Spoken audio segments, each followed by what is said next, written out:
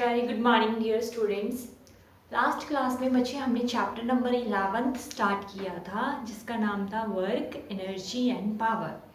Last video में हमने work के बारे में पढ़ा था कि वर्क क्या होता है, कब ये पॉजिटिव, नेगेटिव और ज़ीरो होता है और कब क्या यूनिट्स हैं वर्क की, और एक दो न्यूमेरिकल भी सॉल्व किए थे।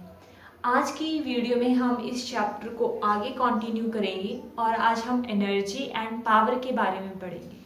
तो सबसे पहले हमें ये पता होना चाहिए कि एनर्जी क्या है। What is the definition of energy. Energy हमें पता है कि हम कब कहेंगे कि हमारी एनर्जी लो है या हमारी एनर्जी हाई है। जब हम अच्छे से काम कर पा रहे हैं तो हम कहते हैं कि हाई एनर्जी है। जब हम कोई काम को अच्छे से परफॉर्म नहीं कर पा रहे तो हम कहते हैं कि हमारी एनर्जी लो है। तो बेसिकली एनर्जी क्या है? Energy is capacity of doing work. हमारी कैपेसिटी है, काम करने की हमारी समर्था है, उसको हम एनर्जी कहेंगे। हम कितना काम कर पा रहे हैं वो हमारी एनर्जी के ऊपर डिपेंड करेगा। अगर हमें एनर्जी नहीं है तो हम कोई काम ही नहीं कर पाएंगे, हमारी कोई कैपेसिटी नहीं है काम करने की। तो energy is defined as the capacity of doing work. Capacity of a body to do work is called energy. काम करने की समर्था को हम क्या बोलते हैं बच्चे? एनर्जी।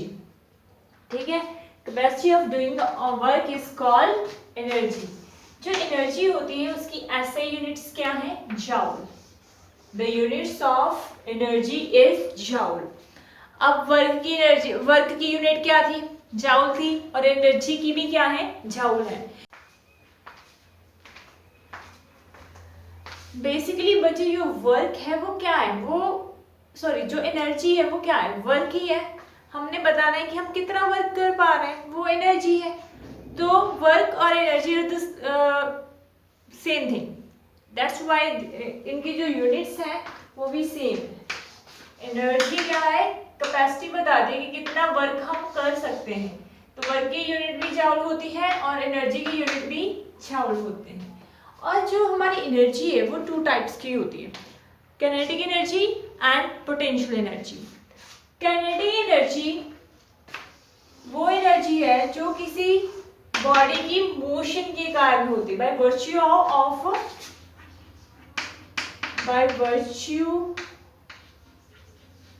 Of motion. जो किसी चीज की मोशन के कारण होती है वो उसको काइनेटिक एनर्जी बोलते हैं। Kinetic energy is the energy by the virtue of the motion of the any object. ठीक है, कोई बॉडी मूव कर रही है तो उसमें काइनेटिक एनर्जी होगी।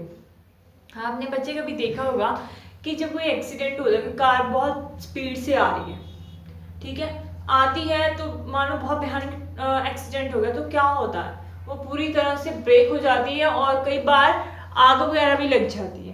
तो इसमें क्या होता है, जो काइनेटिक एनर्जी होती है वो किस में कन्वर्ट हो जाती है? लाइट एनर्जी में कन्वर्ट हो जाती है, या किसी शॉक एनर्जी में, साउंड एनर्जी में कन्वर्ट हो जाती है। बहुत ज़्यादा आवाज़ भी आती है जब दो चीज़ें कोलाइड करती है ना, तो उस टाइम पे जो काइनेटिक एनर्जी होती है वो किस में कन्वर्ट हो जाती है? साउंड एनर्जी और लाइट एनर्जी। ठीक है, तो काइनेटिक एनर्जी का फॉर्मूला होता है, काइनेटिक एनर्जी को हम KE भी लिख देते हैं। फॉर्मूला क्या है? Half mv²। Kinetic energy is equals to half mv²। यहाँ पे m क्या है बच्चे? Mass of the object. जो ऑब्जेक्ट मूव कर रहा है, जो बॉडी मूव कर रही है उसका मास, और v क्या है? Velocity of the object. जिस वेलोसिटी से कोई बॉडी मूव कर रही है वो वेलोसिटी। m मास है, v वेलोसिटी, तो kinetic energy is equals to half mv²। ठीक है, नेक्स्ट है पोटेंशियल एनर्जी। पोटेंशियल एनर्जी बच्चे वो एनर्जी है जो किसी चीज की पोजीशन के कारण होती है।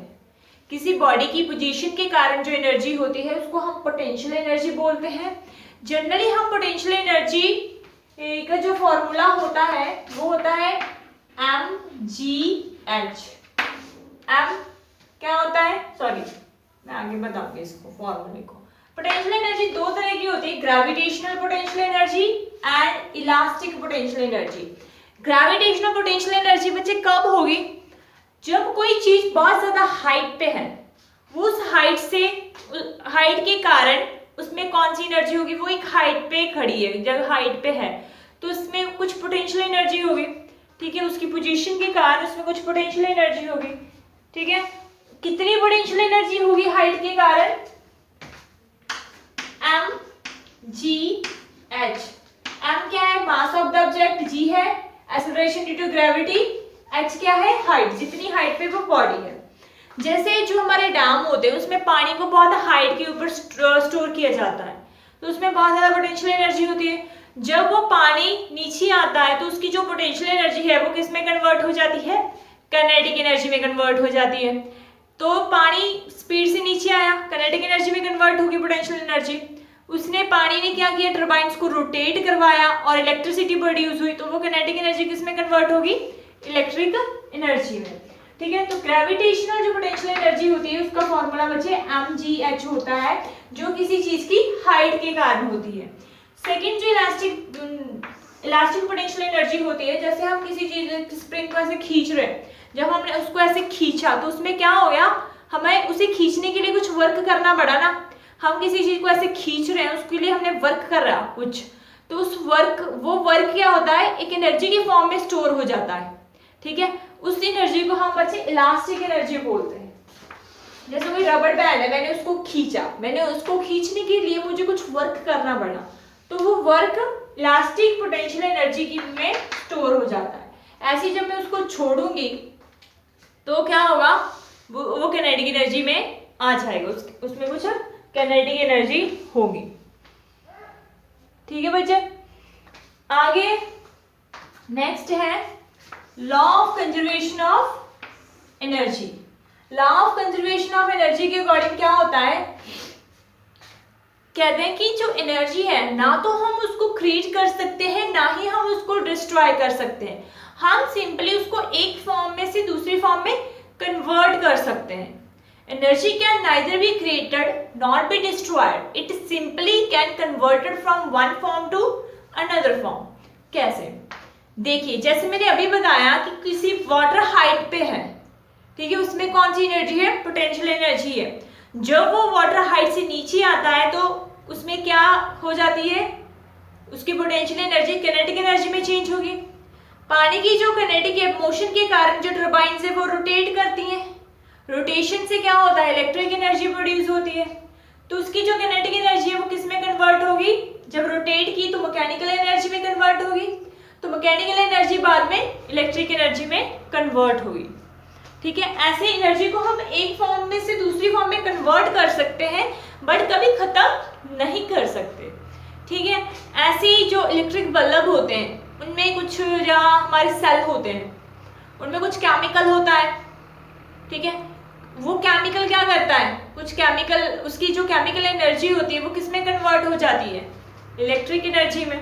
ऐसी हम बस एनर्जी को कन्वर्ट कर सकते हैं एक फॉर्म में से दूसरी में, बट उसको कभी डिस्ट्रॉय नहीं कर सकते। ये हमें law of conservation of energy बताता है। Energy can neither be created not be destroyed, it can only converted from one form to another form, ठीक है बच्चे। इसकी बहुत सारी एग्जांपल्स हैं, आप कुछ याद करोगे, अब मुझे बताओगे नेक्स्ट क्लास में, ठीक है। अब यहाँ पे जो हमारा एनर्जी का कंसेप्ट है वो खत्म होता है। अब बात करेंगे हम पावर की। पावर क्या है? कितने टाइम में हम कितना काम कर देते हैं वो हमें हमारी पावर बताता है। अगर हम कम टाइम में ज्यादा काम करेंगे तो हम ज्यादा पावरफुल हैं, अगर हम ज्यादा टाइम में कम काम करेंगे तो हम कम पावरफुल हैं।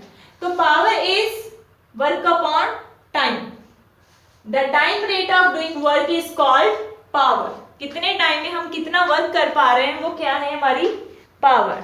The time rate of doing power work is called power. Power को सिंपली वर्क अपॉन टाइम भी लिखते हैं।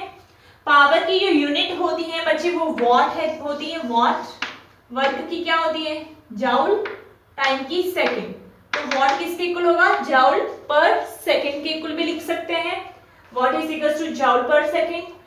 अगर हमने मान लो कमर्शियल यूज के लिए हम जो करते हैं पावर, या फिर हम फैक्ट्रीज वगैरह में पावर वहाँ पे बहुत ज़्यादा यूज करते हैं, तो उसमें पावर की हम हाईएस्ट यूनिट यूज करते हैं जो होती है किलोवाट एंड मेगावाट। ठीक है, जब हम ज़्यादा अमाउंट में पावर यूज करते हैं तो उसको हम किलोवाट या मेगावाट में बोलते हैं। 1 किलोवाट 1000 वाट की इक्वल होता है और 1 मेगावाट 10⁻⁶ वाट के इक्वल होता है। 1 हॉर्स पावर, ये भी हाईएस्ट यूनिट है, 746 वाट के इक्वल होता है। तो जो हम पावर यूज करते हैं किसी भी प्लांट में या कहीं पे भी किसी फैक्ट्री में, वो इन टर्म बिग यूनिट में होता है, इन यूनिट में हो सकती है वो पावर बताया होती है। ठीक है, जो न्यूमेरिकल्स आएंगे उनमें भी पावर इन यूनिट में बताई हो, आपको ऐसे कन्वर्ट करके। उसके बाद एक यूनिट है किलोवाट आर। किलोवाट आर का मतलब क्या है? The unit kilowatt hour means 1 kilowatt of power is supplied for 1 hour. कि 1 किलोवाट एनर्जी को सप्लाई किया, 1 किलोवाट एनर्जी को सप्लाई किया 1 घंटे तक, उसको हम 1 किलोवाट आर कहेंगे। 1 किलोवाट आर किसके इक्वल होता है? 3.6 इंटू 10⁻⁶ जूल के इक्वल होता है। 1 किलोवाट आवर किसके इक्वल है? 3.6 इंटू 10⁻⁶ जूल के इक्वल। तो बच्चे बहुत इजी चैप्टर था, बहुत ही स्मॉल चैप्टर था जो आज हमारा फिनिश हो गया। हमने वर्क, एनर्जी एंड पावर के बारे में पढ़ लिया है। नेक्स्ट क्लास में भी हम इसके न्यूमेरिकल सॉल्व करेंगे और क्वेश्चंस देखेंगे कि कैसे क्वेश्चन एग्जाम में आते हैं। ठीक है, आप बच्चे इसको अच्छे से वीडियो को देखना और अगर अच्छी लगे तो इसको लाइक करना। Thank you बच्चे, have a nice day, take care, bye।